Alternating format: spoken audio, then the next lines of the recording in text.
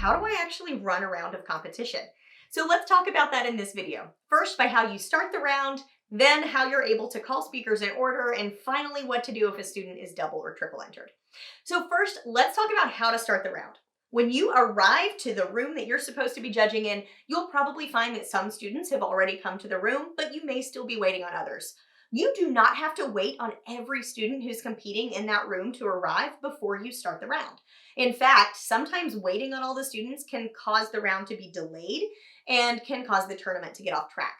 So in order to keep things running smoothly, as long as the start time for that round has passed, you can begin the round with whatever performers you have in the room, and you'll just have to wait on the others to come in as the round continues, because sometimes things run late, sometimes performers have other rooms that they're competing in first, and that is totally okay. They should not be penalized for coming into that round a little bit later. So try to start your round on time, even if not everyone is in there. The way that you're going to start that round is by looking at the sign-in sheet. So students will typically sign in to the round either on a board in the front of the room so that you can see it, or on a piece of paper in front of you if you're competing in a space that doesn't actually have a board at the front of the room. When you look at that sign-in sheet, you'll see the order that the students are scheduled to speak in. So this is their speaker number, right?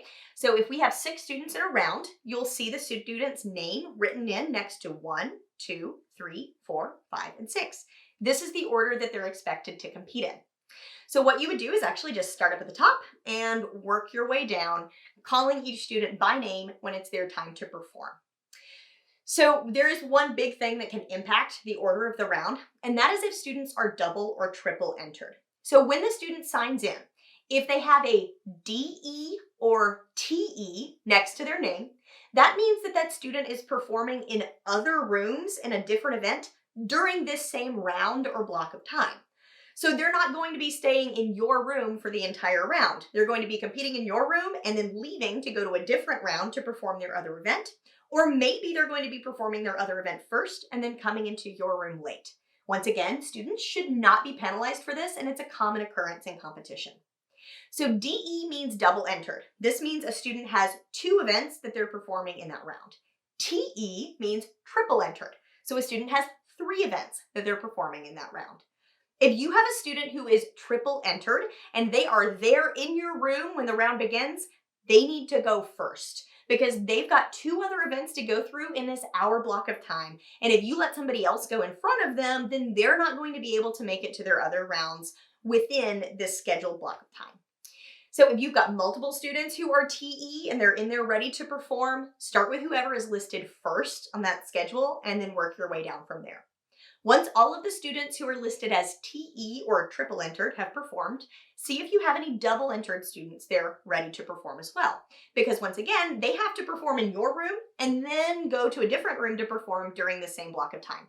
So they need to get priority over those students who are only giving one performance in your room during this round. Once all of the DE students have performed, then you can start at the top of the remaining students who were only entered in your particular event during this round of competition.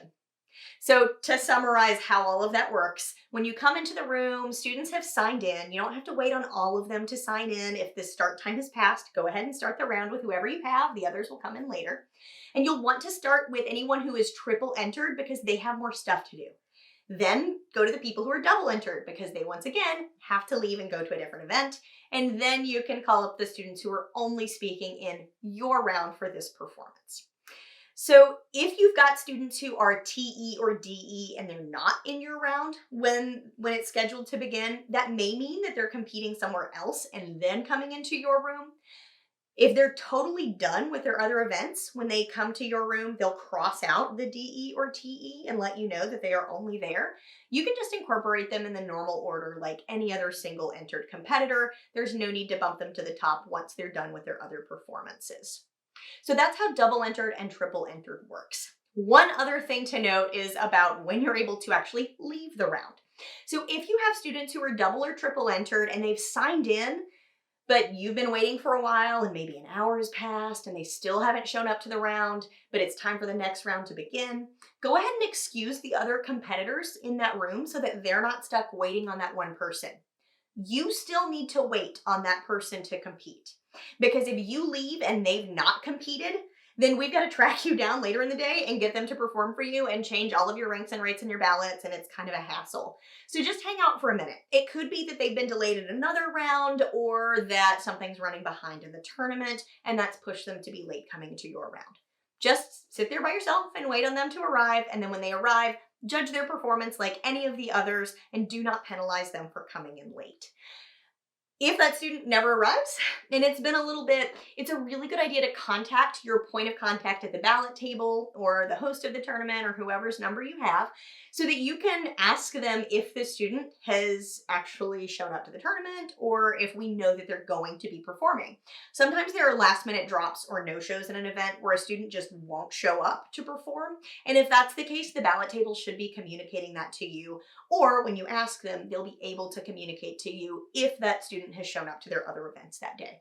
So if a student's late coming in, like really, really late coming into that round, and they've signed in, you need to wait on them. If they haven't signed in, go ahead and give that ballot table a call just to let them know that you have a student who has not shown up yet, and they can try to track down that student for you and figure out if you need to continue waiting or not.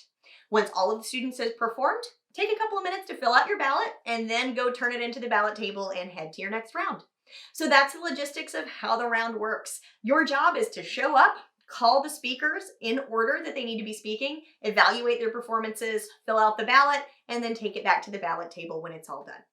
I know that it sounds confusing at first, but once you judge a round or two of competition, you'll get the hang of it and everything will flow smoothly.